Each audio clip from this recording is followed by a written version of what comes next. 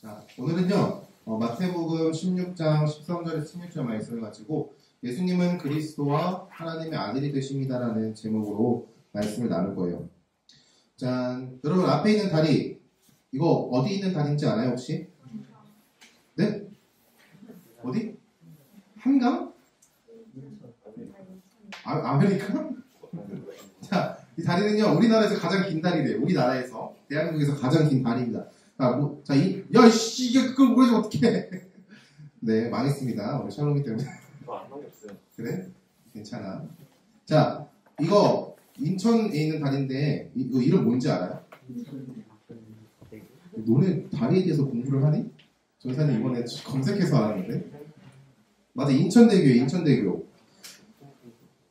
이 다리는요, 우리나라에서 가장 긴 다리라고 합니다. 길이는 약 21,380m, 약 21km가 넘는다고 하더라고요. 2009년 10월 16일에 완공이 돼서 현재 우리나라의 가장 긴 다리라고 말합니다. 자, 그렇다면은, 이걸 원래 질문으로 내가지고 상품을 주려고 했는데, 세상에서 가장 긴 다리는요, 앞에서 본 것과 같이 중국에 있어요. 그렇다면은, 상품이 걸린 질문입니다. 이 다리는 길이가 몇 킬로미터일까요? 가장 근사값을 많은 친구에게 줄게요. 정확하게 맞출 수 없으니까. 땡! 자, 참고로 100단입니다. 정답! 210. 땡! 150. 근접했습니다. 150. 180. 땡! 170. 땡! 140. 네, 진짜 이거 어떻게. 자, 도훈이. 140. 땡! 130. 땡! 135. 그거 줄여도 되겠 땡! 160. 가장 근접했어요. 170. 160. 165. 자, 손 들고. 165. 자, 샬롬이. 땡. 도훈이. 165. 165? 정답. 165km. 저 아까 했잖아요. 제가 들었잖아요. 자, 이 다리는요, 165km. 그러니까 정확하게 말하면은 164,800m라고 합니다. 164,800m. 165km면요, 서울에서, 여러분 강원도 강릉 알아요? 강원도 강릉까지 직선거리가 165km예요. 직선거리가. 여기에는 뭐가 다니냐면은 고속도로가 있는 건 당연하고요. 고속철도가 있다고 합니다. 기차를 타고 강을 건너는 거예요. 강인지 바다인지 모르겠어요. 강을 건넌다고 합니다. 여러분, 다리는요, 건너편에 직접 갈 수 없는 상황에서 만든 건축물이에요. 절벽을 사이에 두거나 아니면 강과 바다와 같이 직접 걸을 수 없는 구간 사이에 우리가 이어서 건널 수 있게 만든 건축물인 것이죠. 다리를 통해서 우리는 삥 돌아가야 하는 그 거리를요, 쉽고 그리고 안전하게 건너갈 수 있게 되었습니다. 사람들은 다리를 통해서 가고자 하는 목적지에 빠르고 안전하고 그리고 편하게 건너가게 되는 것이죠. 여러분, 쉽게 볼 수 있는 다리가 있는데, 여러분들의 삶 가운데 쉽게 볼 수 있는 다리가 뭐가 있을까요? 그 다리 말고. 누가 무지개 다리라고 했는데? 자, 우리의 삶 가운데 가장 쉽게 볼 수 있는 다리. 저는 사실 동탄에 오면서는 좀 못 봤던 것 같아요. 동탄에 오면서는 좀 못 봤는데, 여러분, 육교 알아요, 육교? 육교도 다리의 일종이라고 합니다. 우리가 쉽게 볼 수 있는 육교라는 것도 다리의 일종인데, 번잡한 도로 위나 기차가 다니는 길에서, 누구 말하지 않았나요? 현청이 들리는다. 큰일 났다. 맞아. 지상에 있는 다리. 이 다리 말고. 레그 말고요. 브릿지요. 네. 자, 횡단보도가 너무 멀거나 건너야 하는 구간이 좀 위험한 상황 가운데서 우리는요, 육교라는 걸 이용해요. 육교가 있으면요, 그 건너편으로 이동하기에 조금 더 쉽게 그리고 안전하게 이동할 수 있는 것이죠. 여러분도 한 번쯤은 육교라는 것들을 한번 건너봤을 거예요. 이처럼 다리는요, 우리가 건너편으로 넘어가기 위해서 만든 건축물입니다. 우리가 하나님과 우리 사이에 너무나도 깊고 깊은 죄의 절벽, 죄의 담이 쌓여 있는데, 그 하나님과 우리 사이를 이어주시는 다리 역할을 하시는 분이 계시는데, 이게 바로 예수 그리스도입니다. 여러분, 지난 시간에 하나님과 사람 사이의 관계가 깨졌다는 사실을 여러분 알았죠? 하나님과 사람 사이에 있는 관계가요, 박살이 나버렸어요. 아담과 하와가 자신들도 하나님과 같이 되고자 하는 마음에 하나님께서 먹지 말아라 라고 말씀하신 선악을 알게 하는 나무 열매를 먹었습니다. 그로 인해서 하나님과 사람 사이의 관계가 깨져버린 것이죠. 이 사건으로 인해 사람은요, 하나님을 온전하게 마주할 수 없는 존재가 되어버렸어요. 하나님 앞에 스스로 자신의 힘으로 나아갈 수 없는 그러한 존재가 된 것이죠. 하나님은 너무나도 선하신 분이기 때문에 하나님 앞에서의 죄인은요, 설 수가 없고요, 존재조차 할 수 없습니다. 하지만 하나님께서는요, 사랑이 많으신 분이기 때문에 하나님께로 나아올 수 있는 방법을 우리에게 주셨던 것이죠. 그게 바로 제사예요, 제사. 구약시대에 보면은 제사가 참으로도 많습니다. 하나님께서는요, 아브라함이라는 사람을 선택하셨고요, 그의 자손들이 이룬 이스라엘이라는 백성들을요, 예굽이라는 나라, 이집트라는 나라에서 구원하셨어요. 그리고 하나님의 나라의 백성으로 만드셨습니다. 그리고 그들에게 하나님 나라의 삶을 살아갈 수 있는 방법, 하나님 나라에 살아갈 수 있는 방법인 말씀과 율법과 십계명을 우리에게 주셨어요. 그 중에서 하나님 앞에 드려지는 제사의 방법도 드려지는데, 죄를 지었을 때 우리는 죄를 지었을 때 제사를 지내야 되는 게 맞아요. 그 죄의 종류에 따라, 죄의 심각성에 따라서 드려지는 제사의 종류도, 드려지는 제물로 드려지는 것도 다양하게 다르게 드려집니다.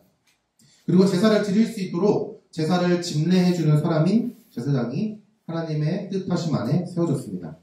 이스라엘 백성들은요, 제사를 통해서 자신들의 죄를 씻음받았어요. 근데 제사는요, 제물이 필요합니다. 여러분, 제물 필요한 거 다 알죠? 제물은요, 다른 생명이에요. 우리가 대신 짊어지고 그 자리에서 죽어야 하는데 그럴 수 없으니 우리의 죄를 다른 생명에 넘겨주면서 우리는요, 그 제물을 하나님께 죽여드림으로써 우리는 죄는 깨끗하게 씻음받는다. 이게 제사의 원리거든요. 레위기 17장 11절 말씀이 있어요. 선생님 읽어줄게요. 육체의 생명은 피에 있음이라 내가 이 피를 너희에게 주어 제단에 뿌려 너희의 생명을 위하여 속죄하게 하였나니, 속죄가 죄를 씻어준다는 거예요. 생명이 피에 있으므로 피가 죄를 속하느니라. 제사는 자신의 죄를 대신하여 제물의 피를 흘림으로써 죄의 결과인 심판을 대신 지게 합니다. 그러므로써 우리는요, 죄사함을 받아요. 죄의 씻김을 받는 것이죠. 물론 가난한 사람들을 위해서 하나님께서는 동물들을 살 수 없으니까, 동물들을 기를 수 있는 여건이 안 되니까 식물을 들여서 제사를 지낼 수 있도록 허락하셨습니다. 이와 같이 우리는 하나님 앞에 나아가기 위해서 제사를 위한 제물과 제사를 드려주는 제사장이 있어야 합니다. 그런데 우리는요, 제사 안 지내죠. 여러분, 제사 지내는 사람 있나요? 내가 오늘 아침에 부모님하고 싸웠다고 해가지고 오늘 저녁에 집에 가가지고 닭 한 마리 잡아가지고 하나님 회개합니다 이러면서 닭을 잡진 않죠. 그런 친구 있니? 있으면 곤란해요. 제사 지내지 않죠? 우리는요, 제사를 지내지 않습니다. 우리는 죄를 지었다고 해서 제사를 지내지 않아요. 우리가 제사를 지내지 않는 이유는 무엇일까? 어쩌면 제사를 지내지 않는 이유라기보다는요, 제사를 지내지 않아도 되는 이유가 무엇일까요? 히브리서 9장 12절 말씀에 이렇게 나와 있어요. 염소와 송아지의 피로 하지 아니하고 오직 자기의 피로. 염소와 송아지는요, 하나님께 드려지는 제물을 이야기하고 있습니다. 제물의 피로 하지 않고 오직 자기의 피, 오직 예수님의 피로 영원한 속죄를 이루사, 영원한 죄사함을 이루사 단번에 성소에 들어가셨느니라. 단번에 하나님 앞으로 나아갈 수 있게 하셨다라고 우리에게 분명히 말하고 있습니다. 우리는요, 예수 그리스도께서 우리의 모든 죄를 위해서 피를 흘려주셨고 그 피 흘림으로 단번에 드려진 제사이기 때문에 우리는요, 매 순간 무언가의 죄를 지었다 할지라도 제사를 지내지 않아요. 하나님 앞에 회개함으로 나아가는 것이죠. 여러분, 예수님을 믿는 자에게는요, 이러한 은혜가 있습니다. 여러분, 예수님께서 하나님과 죄인 사이, 우리 그 사이에 다리의 역할을 해주셨어요. 우리는요, 우리 힘과 능력으로 건너갈 수 없는 하나님과 우리 사이의 그 길을요, 예수님께서 직접 자신의 몸을 드림으로써 그 길을요, 메꿔주셨고, 담을 허물어 주셨고, 절벽과 같이 깊은 골짜기를 하나님께서는 예수님께서는 그곳에 다리를 만들어 주셨다는 것이죠. 여러분, 오늘 말씀이 조금은 어려울 수 있습니다. 어찌 보면 좀 조직신학적인, 여러분들 좀 이해할 수 없겠지만, 교리적인 내용들이 좀 많이 포함되어 있기 때문에, 하지만 너무나도 중요하기 때문에 이 시간 여러분들이 조금은 좀 집중해서 이 시간만큼 10분, 15분 정도는 조금 집중해서 말씀 함께 봤으면 좋겠습니다. 오늘 말씀이 무슨 메시지를 주냐면은 첫 번째로 예수님은 그리스도시며 하나님의 아들입니다라는 사실을 우리에게 분명하게 말하고 있어요. 오늘 말씀을 보면은 예수님께서 제자들에게 이렇게 질문하세요. 사람들이 인자를 누구라고 하느냐라는 질문을 하십니다. 여기서 인자는요, 예수님을 가리키는 표현이에요. 이 질문을 듣고요, 제자들은 이렇게 답해요. 사람들이 세례 요한 또는 엘리야 또는 예레미야나 선지자 중에 하나라고 합니다. 제자들에게 이렇게 물어보는 거예요. 세상 사람들 나를 누구라고 하니? 라는 질문에 세상 사람들은 선지자 중에 한 명 정도로 생각하는 것 같아요 라고 답변을 한 겁니다. 그럼 여러분들이 한번 질문해 볼게요. 여러분들은 예수님을 누구라고 생각하십니까? 여러분들이 교회 다닌다는 사실을 친구들이 알아요. 그래서 여러분의 친구들이 여러분에게 야, 너 교회 다니는데 예수님이 도대체 누구야? 라는 그 질문을 들었을 때 여러분들은 친구들에게 예수님이 누구야? 라고 답해줄 준비가 되어 있나요? 예수님이 누구야? 라는 그 질문에 여러분들은 답변해 줄 준비가 되어 있나요? 여기서 어릴 때부터 교회를 다닌 친구도 있었을 거고요. 아니면 이번에 친구를 따라서 교회를 다니는 친구도 있을 수 있어요. 여러분들이 교회를 다닌다는 이유 하나만으로 여러분에게 질문을 할 수 있습니다. 예수님이 도대체 누구야? 라는 질문이요. 여러분, 전사님이 1월 1일 때 말씀이 중요하다면서 굉장히 강조했던 말 중에 하나가 있는데 그 말씀을 읽어야 합니다 하는 그 이유 중 하나가 뭐냐면은 우리가 하나님에 대해서, 예수님에 대해서 우리의 마음대로 그분을 마음대로 해석하고 마음대로 정의하기 때문에 성경의 말씀을 읽어야 합니다라고 얘기했습니다. 우리는요, 하나님이 누구야? 예수님이 누구야? 라는 질문 가운데 우리는 성경에서 나와 있는 하나님과 예수님을 이야기할 줄 알아야 돼요. 그렇기 때문에 우리가 성경을 근거로 이야기해야 하기 때문에 말씀을 읽어야 하는 것이죠. 우리가 내가 아는 하나님, 내가 아는 예수님을 말하는 것이 아니라 성경에서 말하는 예수님을 우리가 이야기할 줄 알아야 해요. 그렇다면 여러분들 다시 한번 생각해 보세요. 예수님은 누구시니? 라는 질문에 여러분들은 어떻게 답하시겠습니까? 오늘 똑같이 예수님은요, 제자들을 향해서 이렇게 말씀하세요. 너희는 내가 누군지 아니? 너희는 내가 누구라고 생각하느냐? 이렇게 물어보시는 거예요. 똑같이 전도사님이 여러분에게 야, 예수님 누군지 알아요? 라고 물어본 것처럼 예수님은요, 자기가 데리고 다녔던 제자들을 향하여 이렇게 질문하신 거예요. 너희는 내가 누군지 아니? 세상 사람들은 나를 선지자, 예레미야 이런 한 사람으로 아는데 그렇다면 너희는, 나와 함께 동고동락했던 너희는 내가 누군지 아니? 라고 질문한 거예요. 이 질문에 수제자라고 불리는 베드로가 이렇게 답변합니다. 마태복음 16장 말씀입니다. 너무 중요한 말씀이니까요. 함께 읽겠습니다. 시몬 베드로가 대답하여 이르되 주는 그리스도시요 살아계신 하나님의 아들이시니라. 한 번 더 읽겠습니다. 시몬 베드로가 대답하여 이르되 주는 그리스도시요 살아계신 하나님의 아들이시니라. 여러분, 너무 중요한 말씀입니다. 베드로가 예수님께 대해서 예수님께서 야, 나는 누구라고 생각해? 너희는 내가 누구라고 생각하니라는 질문 가운데 시몬 베드로가 이렇게 대답한 거예요. 주님은요, 그리스도이십니다. 그리고 살아계신 하나님의 아들이십니다. 이 답변은요, 베드로가 똑똑해서, 베드로가 부모님으로부터 그러한 가르침을 받아서 그러한 신앙이 있어서 고백한 것이 아니다라고 성경은 이야기하고 있어요. 오늘 함께 읽진 않았지만 17절 말씀에 이렇게 고백합니다. 예수님께서 대답하여 이르시되 바요나 시모나. 바요나라는 뜻은요, 바가 아들이라는 뜻이에요. 그래서 요나의 아들 시모나라는 뜻입니다. 요나의 아들 시모나, 너가 복이 있도다. 이를 내가 어떠한 사람인지를 네가 알게 된 이는요, 혈육이 아니다. 부모님으로부터 배운 지식이 아니고 너가 어떻게 공부를 해서 배운 지식이 아니다. 하늘에 계신 내 아버지께서 너에게 알려주신 거다라고 분명하게 말하고 있어요. 여러분, 예수님은요, 그리스도이십니다. 그리스도. 살아계신 하나님의 아들이에요. 그리고 여러분, 그리스도가 뭔지 알아요? 그리스도? 우리가 예수님 그리스도라고 고백을 하는데 그리스도가 도대체 어떠한 단어를 갖고 있으실까? 그리스도가 도대체 뭔 말일까? 우리가 예수 그리스도라고 고백되어지는 그 그리스도라는 단어는요, 크게 봐서는 구원자라는 뜻을 갖고 있어요. 구원자. 오늘 말씀을 통해서 예수님이 왜 그리스도가 되시고 하나님의 아들이 되시는지를 함께 볼게요. 앞에 그림을 보면서 준호사님이 여러분들의 이해를 돕기 위해서 그림을 좀 준비했습니다. 이것만 만드는데 2시간이 걸렸어요. 실력이 없어가지고. 자, 하나님께서는요, 아담과 하와를 만드셨습니다. 자, 파란색이 아담이고 빨간색이 하와예요. 아담과 하와를 만들었어요. 그리고 아담과 하와에게 하나님이 창조하신 모든 세상을 다스릴 권한을 주셨습니다. 근데 딱 한 가지 허락하시지 않은 게 있어요. 동산 중앙에 있는 선악을 알게 하는 나무 열매를 먹지 말아라. 그리고 생명나무 열매를 먹지 말아라. 이 사실은요, 절대 허락하시지 않았습니다. 위에 보면은, 보이나요? 안 보이네요, 저는. 자, 위에 2개 나무 보이죠? 저게 생명을 알게 하는 나무 열매와, 생명나무 열매와 선악을 알게 하는 나무 열매입니다.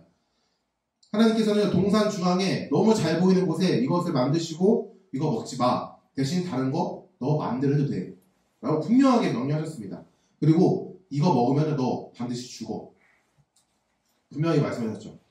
근데 뱀이 찾아옵니다. 뱀이 찾아와서 아담과 하와를 속여요. 그리고 아담과 하와가 범죄하게 되었고 하나님의 말씀대로 그들은요 죽음을 맞이하게 되었습니다. 하나님과의 관계가 끊어지는 영적인 죽음과 생명이 닿아 죽는, 몸이 죽는, 다시으로 돌아가는 육적인 죽음인 것이죠. 아담과 하와를 속인 뱀을 하나님께서는 저주하시면서 이렇게 말씀하셨어요. 하나님과 나 사이, 하나님과 사람 사이를 가로막고 있는 저 죄의 담벼락을 허물 구원자가 와서 관계를 회복할 것이다 라고 분명하게 약속하셨습니다. 아담과 하와의 자녀들은요, 아담과 하와의 범죄함 때문에 죄를 가지고 태어나요. 하나님은 아브라함을 택하여 하나님의 나라를 이 땅에 세우실 것을 계획하셨고 시간이 흘러서 이스라엘 백성들을 통해서 하나님 나라를 보이셨습니다.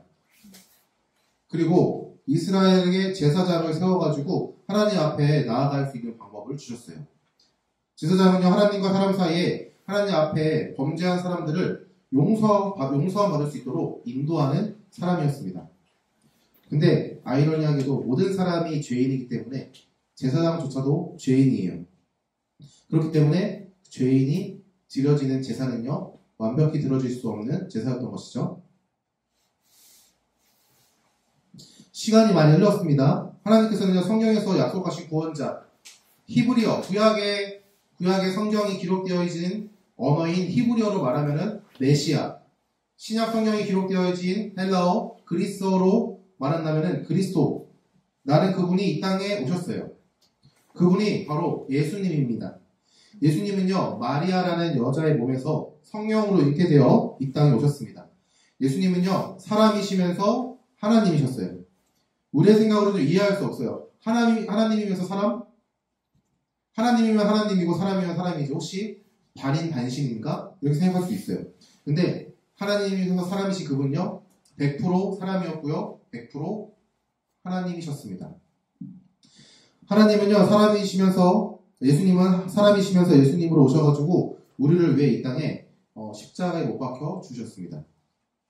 십자가에 못 박히면요, 단순히 그 예수님의 죄로 인한, 죄도 없으신 그분이 예수님이 죄가 있다라는 잘못된 명목 아래 지어진 단순한 사건이 아니에요. 이거는요, 하나님과 우리 사이를 화목하게 하는 하나님 앞에 드려지는 제사인 것이죠. 예수님은요, 참 사람이었습니다. 예수님은 참 사람으로서 우리와 같이 똑같이 나누셨어요. 똑같이 배고픔을 느꼈고 슬픔을 느꼈고 기쁨을 느꼈어요. 그리고 죄의 유혹도 느끼셨습니다.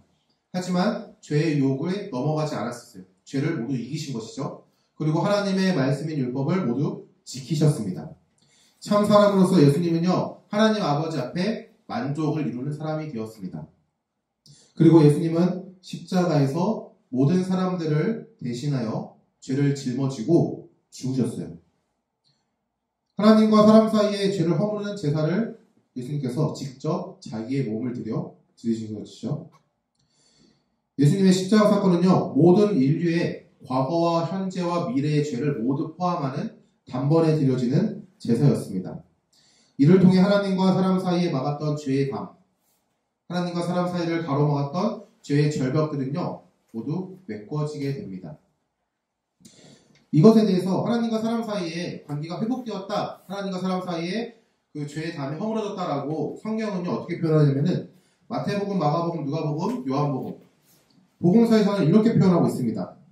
휘장이 위에서 아래로 갈라졌다라고 표현하고 있어요. 휘장이 위에서 아래로 갈라졌다.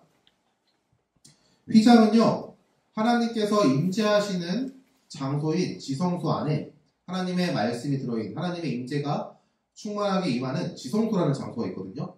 그곳 가운데는 죄인된 우리가 들어갈 수 없어요. 왜? 하나님은 너무나도 선하신 분이기 때문에 우리가 죄인된 우리가 들어가게 되면 죽게 돼요. 그래서 하나님께서 하나님께서 임재하시는 그곳을 따로 구별하기 위해서 쳐진 커튼 같은 게 휘장입니다. 휘장. 성경의 말씀에 그 휘장이 위에서 아래로 찢어졌다라고 고백하고 있습니다. 그것은요, 단순하게 위아래로 찢어진 것을 끝난 것이 아니라 이제 너희들이 그리스도의 은혜를 힘입어 나의 앞에 나아올 수 있다는 것들을 하나님께서는요, 분명하게 보여주셨어요. 우리는요, 예수님의 은혜로 하나님의 자녀가 됩니다.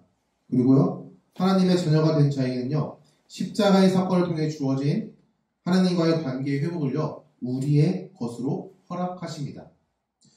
그리고 하나님의 자녀가 된 우리는요, 하나님을요, 아버지라고 부를 수 있으며 그 은혜에 힘입어 하나님 아버지 앞에 나아갈 수 있게 되는 거예요. 여러분, 이렇게 길게 이야기한 내용이 오늘 베드로가 짧게 고백한 주는 그리스도시요 살아계신 하나님의 아들입니다 라는 짧은 문장에 대한 내용이에요.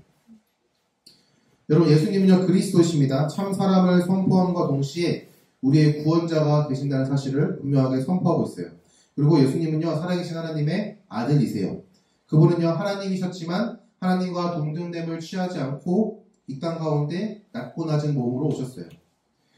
우리를 위해 이 땅에 오신 하나님이십니다. 여러분, 친구들이 여러분들에게, 사람들이 여러분들에게, 가족들이 여러분들에게 야, 예수님은 도대체 누구야? 라는 그 질문 가운데 여러분들이 전도사님이 앞전에 말했던 길고 긴 이야기를 얘기하지 못할지라도 예수님은 그리스도시고 살아계신 하나님의 아들이야. 이 짧은 한 문장만큼은 기억하고 여러분들이 누군가에게 이야기해줬으면 좋겠어요. 세상은요, 여러분들이 교회 다니는 이유 하나만으로 조금은 다른 시선으로 바라봅니다. 교회 다니는 사람은 다르겠지. 예수님 믿는 사람은 다르겠지. 라는 그들만의 착각과 시선을 가지고 여러분들을 평가하고 바라봐요. 그럴 때 여러분들이 그들의 질문 가운데 야, 네가 믿는 예수님 도대체 누구야? 네가 교회 가는 이유, 너희가 예배 드리는 이유, 예수님을 위해서 예배를 드리는데 그 예수님이 도대체 누구야? 라는 그 질문 가운데 여러분들이 예수님은 그리스도시고 하나님의 아들이 되셔 라고 여러분들이 고백할 수 있게 바래요. 야, 그리스도는 뭐고 하나님의 아들이 뭐야? 라는 질문 가운데는 여러분들이 조금 더 공부한 다음에 이야기해 줄게 라고 해도 괜찮아요. 여러분이 예수님이 어떠한 분인지를 여러분이 선포할 수 있는 자가 되길 소망합니다. 그럴 때 여러분들께 하나님께서는요, 그 선포 가운데 믿음을 허락하실 거고요. 그 선포함 가운데 하나님께서 누군가를 변화시키는 은혜를 허락하실 겁니다.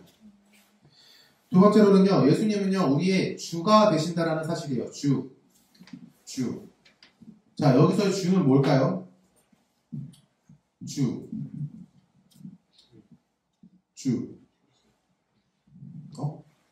주식? 주가 뭘까요? 주. 얘들아, 주님 고백하는데 도대체 고백하는 주는 뭐니? 여러분, 그 한자 중에 주인 주자라는 말 알아요? 주인 주자? 전사님이 한자를 좀 갖고 왔으면 좀 편했을 텐데. 주인 주자라는 단어가 있습니다. 우리가 주님이라고 고백하는 건요, 주인님이라고 고백하는 거예요. 주인님. 여러분, 베드로가 이렇게 고백했어요. 예수님은 그리스도시며 살아계신 하나님의 아들이십니다라고 고백했습니다. 우리는요, 이 고백을 듣고요, 아, 예수님은 그리스도시고 하나님의 아들이시구나. 그렇다면 우리가 단순히 이러한 사실을 아는 것만으로 끝나는 것일까? 여러분, 아는 것은요, 활용할 때 능력이 생기는 것입니다. 16절 말씀을 보면요, 베드로는 예수님을 향해서 주라고 고백해요. 주는 그리스도시요 살아계신 하나님의 아들입니다. 사실 신약 성경이 기록되어 있는 원래 언어인 헬라어에서는요, 주라는 단어가 없습니다. 사실은요, 그 문장을 그대로 직역하면은 당신은 그리스도시요 살아계신 하나님의 아들이십니다. 라고 고백을 해요. 예수님을 향해서 주는 그리스도시오라고 고백하지 않고 당신은 하나님의 아들이십니다. 그리스도시 하나님의 아들이십니다. 라고 고백합니다. 근데 전도사님은요, 우리 한글 개역 개정판이 번역한 번역이 좀 더 잘된 번역이라고 생각하는 게 뭐냐면은 하나님의 아들은요, 그분을 향한 호칭은 주라는 단어밖에 쓸 게 없어요. 사실은. 그렇기 때문에 우리는요, 주는 그리스도시요 살아계신 하나님의 아들입니다라는 고백에 인정하고 그것에 합당하게 선포할 수 있는 거예요. 우리는요, 예수님이 어떠한 분인지 알았습니다. 우리의 삶은요, 예수님을 주라고 고백하는 삶이 되어야 합니다. 다시 한번 말할게요. 우리의 입술을 넘어서 우리의 삶이 예수님을 향하여 주님이라고 고백하는 삶이 되어야 한다는 거예요. 여러분이 단순히 예수님을 향하여 주님이라고 부르고 고백하는 것을 넘어야 돼요. 그저 예수님을 향한 호칭이 주님으로 끝나는 것이 아니라 여러분의 삶 자체가 예수님을 주님으로 고백하는 삶이 되어야 한다는 것이죠. 여러분, 예수님은요, 그리스도시고 하나님의 아들이십니다. 그리스도를 따르는 사람을 가리켜서 우리는 그리스도인이라고 말해요. 그리스도인. 그리스도인 성도는요, 하나님의 말씀에 순종함으로 하나님이 어떠한 분인지를 증거하며 살아가는 존재입니다. 여러분, 한 가지 예를 들어볼게요. 여러분들 학생이죠? 학생. 나는 검정고시를 본다. 학교를 다니죠? 네, 학교를 다니는 학생입니다. 네, 검정고시를 보지만. 여러분들, 누구는 중학생이고, 누구는 고등학생일 거예요. 여러분들이 학생이라는 사실을 가장 잘 드러낼 수 있는 방법이 뭐가 있을까요? 내가 학생입니다. 라는 것들을 가장 잘 드러내는 방법. 교복. 롯데월드 가니까 교복 다 입고 다니던데? 땡! 교복 땡이. 뭐가 있을까요? 내가 학생입니다. 학생증.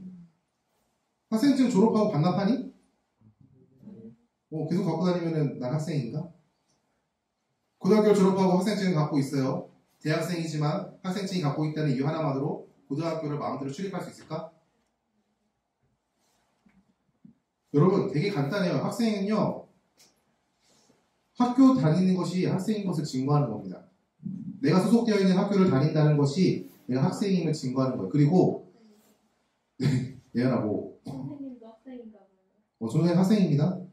네, 전도사님은 대학원을 다니는 학생이죠. 그리고 난 선생님이니? 고마워. 좀 더 영해 보이네. 자, 학교를 다니는 것 사실 자체가 내가 학생임을 증거하는 거예요. 그리고 내가 공부를 하는 것, 무언가를 공부를 하는 것 자체가 내가 학생임을 증거하는 것이죠. 배움을 갖는 사람이 학생이에요. 자, 한 가지 예를 들어 봅시다. 학생이 공부를 해야 되는데 월요일 아침 12시에 어디에 있어야 되죠? 잘못 들었네. 자, 일단 다시. 자, 정확하게 전제해 줄게. 정확하게. 자, 3월 중순 화요일 아침 11시에 난 어디 있어야 될까? 학생이. 그치. 얘들아, 학교에 있어야 돼. 얘들아, PC방에 있으면 곤란하다. 야, PC방에 있으면 안 돼요, 얘들아. 학교에 가야 합니다. 학생은요, 학교에 가야 돼요. 지금 당황스럽네요. 네. PC방 얘기가 지금 나올 줄은 몰라가지고. 응? 아니, 3월이잖아. 3월에도 방학 하니, 너네 혹시? 요즘 교육과정이 바뀌어가지고 어떻게 될지 모르겠는데, 3월에는 방학을 안 할걸요? 아마? 학교를 다닐 겁니다. 3월에 학교를 다닐 거예요. 여러분, 3월에 학교 가야 돼요. 방학인 줄 알고 학교 안 가면은, 여러분 잘려요. 알겠죠? 자, 학생이 신분을 가졌는데 학교를 가지 않고, PC방에서 게임만 해요. 방학도 아닌데. 그리고 자기 입으로 학생이라고 이야기를 합니다. 그러면은, 다른 사람들이, 학생이구나. 라고 생각할까? 제가 학생일까? 라고 생각할까? 저 사람에 대해서, 저 신분에 대해서 한 번은 의심을 하게 돼요. 여러분, 똑같습니다. 예수님을 믿는 사람이, 저는 예수님 믿습니다. 하고, 친구들 만나가지고, 친구야, 나 10,000원만 빌려줄래? 이게 빌려주는 거니? 힘 뜯는 거지? 내가 예수님을 믿는다라고 이야기하면서, 어두운 데 가가지고, 오늘 공부 너무 힘들었다면서 담배 한 대 딱 불어. 물론 이러한 모습들이 예수님을 믿는다 안 믿는다를 판단하는 기준이 아니지만 이러한 모습들을 보인다면요, 한 번쯤은 의심할 거예요. 사람들이 저게 예수님을 믿는 사람인가? 선생님이 앞서 이야기했죠. 여러분들은요, 교회를 다닌다는 이유 하나만으로, 여러분들이 예수님을 믿는다는 이유 하나만으로 세상 사람들은 여러분들을 조금은 특별하게 봅니다. 조금은 다르게 봐요. 세상 사람들과는 조금 다르겠지? 좀 더 착하겠지? 그들의 착각과 그들의 오해로 나타난 모습이긴 하지만 그 모습을 당연하게 드러내야 되는 것이 예수님을 믿는 성도입니다. 여러분들이 예수님을 주님이라고 고백하는데 여러분의 삶 자체가 예수님을 주님이라고 고백되어지 못하는 삶이 된다면요, 우리는 한 번 더 생각해 봐야 돼요. 내가 정말 고백하고 있는 예수님을 향한 그 호칭, 예수님을 내가 주님이라고 고백하고 있는데 정말 내 삶에 예수님은 주님이 되고 계시는가? 주님이라고 고백하는 것은요, 내가 예수님의 말씀에 순종하겠습니다라는 고백이 들어가는 고백이에요. 예수님을 주님이라고 고백한다면요, 우리의 삶 자체가 예수님을 주로서 고백해야 됩니다. 여러분께서 이러한 삶을 살 수 있기를 간절히 소망합니다. 예수님께서는요, 하늘의 보좌를 버리시고 낮고 낮은 이 땅에 오셨어요. 그분은요, 굳이 이 땅에 오실 필요가 없으신 그분인데 하나님께서 여러분들을 너무나도 사랑하셨기 때문에 죄인된 여러분들과의 관계를 회복하기 위해서 하나님께서 세우신 그 계획을 성취하시기 위해서, 예수님께서 그 계획을 이루시기 위해서 이 땅에 오셨습니다. 하나님 말씀에 불순종하는 죄인이 하나님의 말씀을 왜곡하고 하나님의 말씀을 내 맘대로 믿고 내 맘대로 활용하고 어떨 때는 그 말씀을 가지고 누군가를 아프게 하는 그러한 죄인된 우리를 사랑한다는 이유 하나 때문에 이 땅 가운데 오셨어요. 그리고 십자가를 짊어지셨습니다. 여러분, 십자가는요, 죽고 싶은 형벌이라고 합니다. 너무나도 고통스러워서 차라리 나를 칼로 찔러 죽여줬으면 좋겠다라고 고백할 만큼 고통스러운 형벌이래요. 죄가 없으신 예수님께서는요, 그 고통을 당하셨어요. 왜요? 여러분들의 죄를 대신해서, 여러분들을 사랑한다는 이유 하나만으로 여러분들을 하나님과 사람 사이의 관계를 회복하시기 위해서 예수님께서는요, 그 고통을 짊어지시고 십자가에서 죽으셨습니다. 그리고 우리에게 구원이라는 선물을 허락하신 거예요. 더 나아가서 예수님은요, 부활하셨고 다시 하늘로 올라가셨습니다. 그리고 우리에게 너희 혼자서 살아가는 세상이 너무나도 슬프기 때문에 그것이 너무 걱정되시고 너희 스스로 살아갈 수 있는 세상이 너무나도 어렵기 때문에 하나님께서는요, 예수님께서는 하나님께 보혜사 성령님을 보내주시겠다라고 약속하셨는데 그 약속이 이루어졌어요. 성령님은요, 언제나 우리랑 함께 하셔가지고 지혜를, 말씀을, 위로를, 회복을, 담대함을, 더 나아가 믿음까지도 허락하시는 그러한 분입니다. 우리는 죄인이에요. 죄인인데 우리는요, 그리스도를 믿는 자에게는요, 구원이 허락되어지고 그 구원의 의미가 뭐냐면은 우리가 하나님 앞에 다시 한번 나아갈 수 있도록 담대함을 주세요.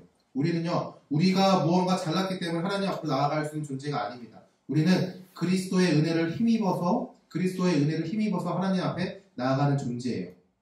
그러하기 때문에 우리가 죄를 지었다고 할지라도 제사를 지내지 않고요, 죄를 지었다 할지라도 절망하거나 슬퍼하는 것을 넘어서 다시 한번 하나님 앞에 나아가 하나님께 자신의 죄들을 고백하고 그리고 하나님께 다시 죄를 짓지 않는 힘과 능력을 달라고 기도하는 거예요.